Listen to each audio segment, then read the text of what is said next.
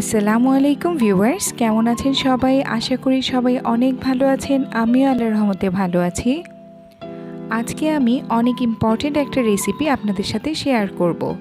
এটি কিন্তু আমাদের বড়দের জন্য নয়, আমাদের ঘরে যে ইম্পর্টেন্ট সদস্য আছে তাদের জন্য আজকের আমার এই রেসিপিটি। আজকে ঘরে দেখাবো কিভাবে মাল্টিগ্রেন সেরেলাক তৈরি করা যায় সেই প্রসেসটা। এই সেরেলাকটা আপনারা 9 থেকে 3 বছর সোনামণিদের জন্য মজা করে প্রতিদিন এক বেলা অন্যান্য খাবারের পাশাপাশি দিতে পারবেন, কারণ এতে এত বেশি পুষ্টি উপাদান আছে যা আপনাদের ইনগ্রিডিয়েন্টস দেখলে আপনারা বুঝে যাবেন। আশা করি আমার আজকের এই রেসিপিটি আপনাদের সবার কাছে অনেক ভালো লাগবে, আর ভালো লেগে থাকলে ভিডিওটি অবশ্যই শেষ পর্যন্ত দেখবেন। তো চলুন পুরো প্রসেসটা দেখে নিই। আমি আজকে এখানে যা যা নিয়েছি সব কিছুর মাপই আপনাদের জানিয়ে দিব। এটা করতে একটু কষ্ট সাপেক্ষ হলেও জিনিসটা বাচ্চাদের জন্য তৈরি করব, একটু ধৈর্য ধরে সময় নিয়ে করতে হবে। আর সবচেয়ে বড় কথা যে প্রসেসগুলো ফলো করতে হবে, যে আমরা কোনটার পর কী দিচ্ছি, কিভাবে করছি। আশা করি আজকের আমার এই রেসিপিটি আপনাদের সবার কাছে অনেক ভালো লাগবে। তো চলে যাই, আমরা প্রথমে কি কি নিয়েছি সেই উপকরণগুলো দেখে নিই। মসুরের ডাল 1 কাপ নিয়ে নিব। বুটের ডাল এটা 1 কাপ, আমি 1 কাপ বলছি, 1 বাটি পরিমাণও হতে পারে, যা নেবেন সব এক সমান।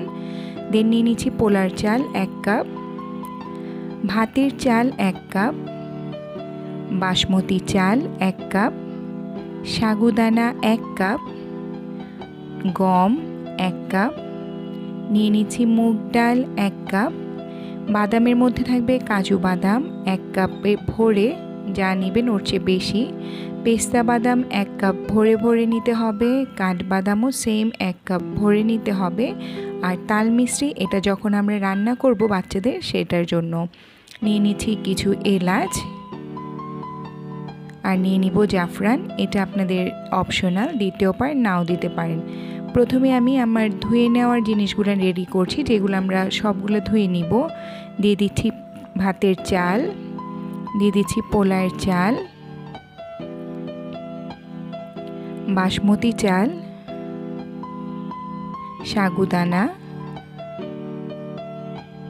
নিয়ে নিচ্ছি গম, বুটের ডাল, মসুরের ডাল, মুগ ডাল।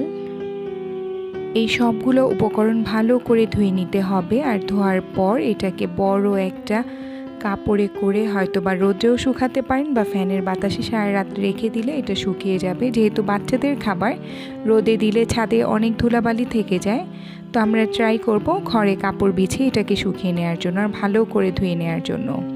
দেন এই 3 প্রকার বাদামকে আমরা কি করব, ভিজা একটা কাপড় দিয়ে ভালো করে এটাকে মুছে নিব, যেন বাদামের গায়েও কোনো এক্সট্রা কোনো ময়লা না থাকে।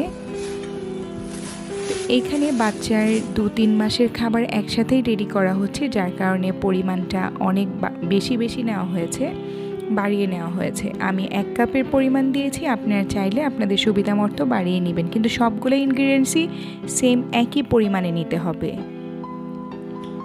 সেম একই ওয়েতে আমি কাঠবাদাম আর কাজু বাদাম ভেজা টাওয়াল দিয়ে মুছে নিচ্ছি। একটু ঘষে ঘষে সময় নিয়ে মুছবেন, সেটাই বললাম, একটু কষ্ট, কিন্তু বাচ্চা একটা হেলদি খাবার আপনার খাচ্ছে, এটাই আপনি সবসময় মাথায় রেখে কাজ করবেন। দেন এটা ধোয়ার পর আমি এরকম বড় একটা পরিষ্কার কাপড় নিয়ে এটাকে ভালো করে ছড়িয়ে দিব এটা শুকানোর জন্য। আমি সবগুলো উপকরণ এরকম বড় একটা কাপড় নিয়ে পরিষ্কার কাপড়ের মধ্যে সারা রাত ভিজিয়ে দিব, আর একটু ছড়িয়ে রাখবো হাত দিয়ে, যেন প্রতিটা চাল ডালের মিশ্রণটা আমার একদম শুকনা ঝরঝরা হয়ে যায়।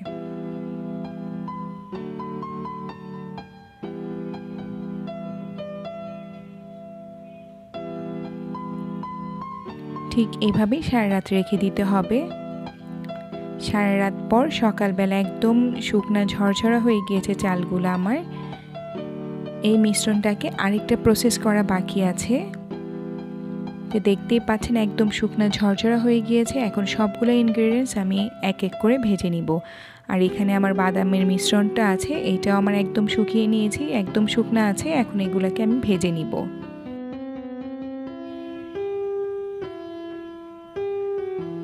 প্রথমে একটি কড়াইতে নিয়ে নিব বাদাম। বাদামগুলোকে সবগুলো একবারে দেওয়া যাবে না, অল্প অল্প করে নিয়ে ভেজে নিতে হবে। বাদামের কালারটা চেঞ্জ হয়ে আসা পর্যন্ত ভেজে নিব, আর একটু ক্রিস্পি হয়ে আসবে দেন নামিয়ে নিচ্ছি।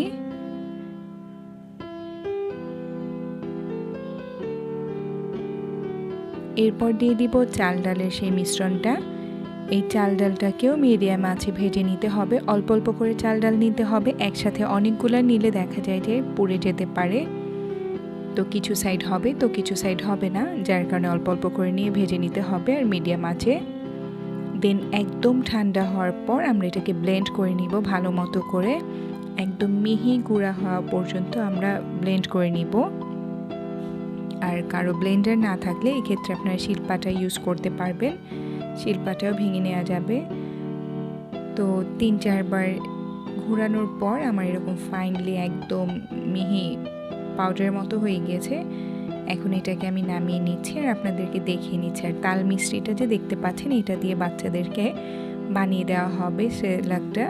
বাচ্চাদের ক্ষেত্রে চিনিটা না ইউজ করাই ভালো, তাল মিষ্টিটা ওদের আরও বেশি ওদের হেল্প করবে, কারণ চিনি বলতেই প্রিজারভেটিভ, তো চিনি জিনিসটা এমনিতেও ভালো না। প্রথমেই আমরা বানানোর প্রসেসটা দেখিয়ে দিচ্ছি।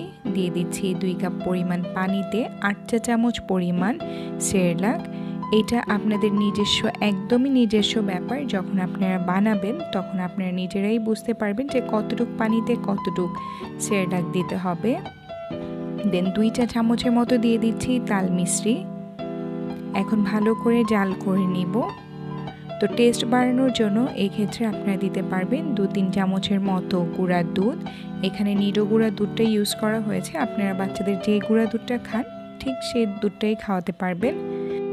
ঠিক কিছুক্ষণ পর জাল দিতে দিতে এটা একটু ঘন হয়ে আসবে, একদম লিকুইডও থাকবে না, একটু ঘন হয়ে আসবে, তখন নামিয়ে ফেলবো, কারণ এটা ঠান্ডা হওয়ার পর আরও কিছুটা ঠিক হয়ে আসবে। তো আমি এখানে 2 বাটির মতো সেরেলাক রেডি করে নিয়েছি। তো ভিউয়ার্স, দেখতেই পাচ্ছেন কত ধরনের ভিটামিন আর মিনারেলসে ভরা এই ভরপুর এই সেরেলাকটা আপনাদের বাচ্চাদের প্রতিদিনের মেনু চার্টের মধ্যে রেখে দিতে পারবেন।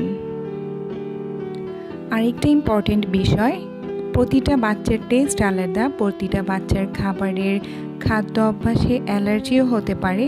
তো ট্রাই করবেন, যদি এখান থেকে কোনো খাবারে আপনার বাচ্চা অ্যালার্জি দেখা দিয়েছে, ওই খাবারটা একদমই দিবেন না, ওই ইনগ্রিডিয়েন্টসটা আপনারা বাদ দিয়ে দিতে পারবেন। আর আশা করি আজকের আমার এই ভিডিওটি যদি আপনাদের কাছে ভালো লাগে, আপনাদের হেল্প হয়, তবে আমার এই ভিডিওটিতে একটা লাইক করবেন আর সাবস্ক্রাইব করতে একদমই ভুলবেন না। তো আজকের মতো এখানেই বিদায় নিচ্ছি। আল্লাহ হাফেজ।